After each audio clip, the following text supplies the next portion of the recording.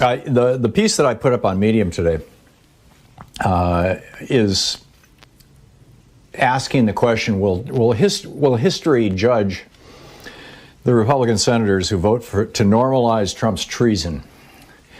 And make no mistake about it, that's what they will be voting for if they vote not to convict him. Will history judge them as traitors themselves? I think and then the subtitle is, do they really think a BJ is worse than insurrection? I probably should have given it a somewhat different title and subtitle. It should have been, do Josh Hawley and Ted Cruz plan on following in Trump's footsteps? And if they run for president in 2024, if one of them runs for president in 2024 and loses the election, does that mean that they, explicitly, does that mean that they would sanction the same thing? That they would welcome an insurrection? That they would welcome an attempt to take down the government? Mike in Chicago. Hey, Mike, your thoughts on this? This was more in regards to what happened yesterday.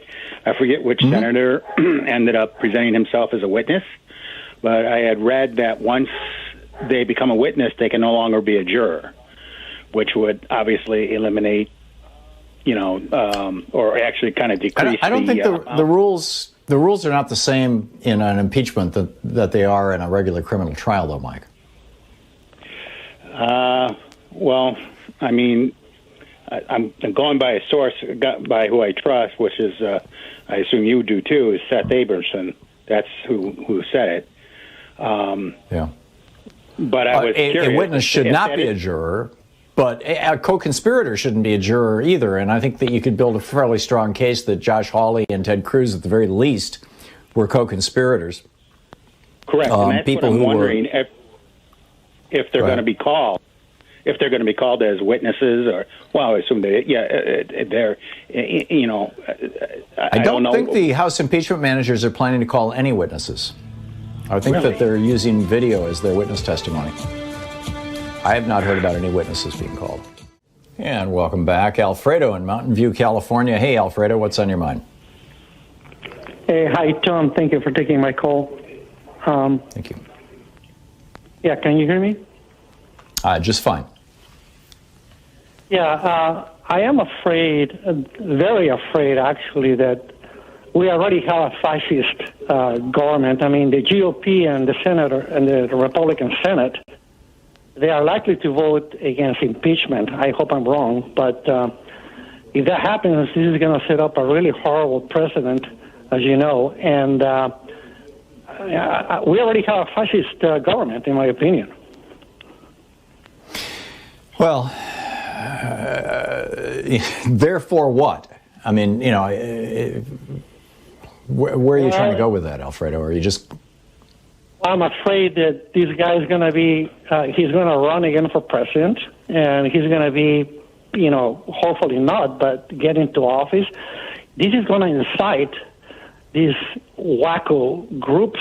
And, I mean, remember, almost half of the population is for Trump. It's pretty scary, very scary stuff. Yeah. It is. And I wouldn't say that we have a fascist government right now, but Donald Trump was certainly trying to give us one. And if he is not totally, exhaustively, irrefutably, undeniably, completely discredited and locked out of political life going forward, and frankly, I think he should be in prison as well. He's got the deaths of 5 people or more, on the blood of those lives on his hands. Then I think it's just going to get worse. Frankly, I share your concern, Alfredo. Thank you for the. Oh, I'm sorry, I missed that you had another word there. Eric in Seattle. Hey, Eric, your thoughts? Well, I'm actually looking at the 2022 Senate election possibilities, and I'm more concerned about us keeping the majorities, and maybe progressives getting more power then. No matter where this impeachment goes, because it's so political. And what can we do? What are Democrats going to do to make sure they ensure we have the majority? Because I think then we can do what we need to do. Well, that's a good question. I'm going to be going off in a day or so on how we actually need to expand the Democrats in the Senate by adding D.C. statehood and Puerto Rican statehood, and frankly, I think the Virgin Islands, the U.S. Virgin Islands, should be a state. But that's going to be a bigger lift. I guarantee you, the Democratic Congressional Senatorial Committee or campaign, whatever it's called, the DSCS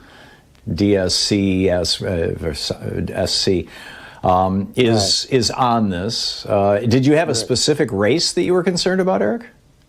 No, I'm looking at the overall balance. I'm just starting to do some research on it, like who are the people up. I'm glad we don't have to defend any states particularly. But I'm looking at it that when Obama got elected, they kind of let up and thought, things were okay. And I'm hoping that doesn't happen with Biden. I guarantee you it's not.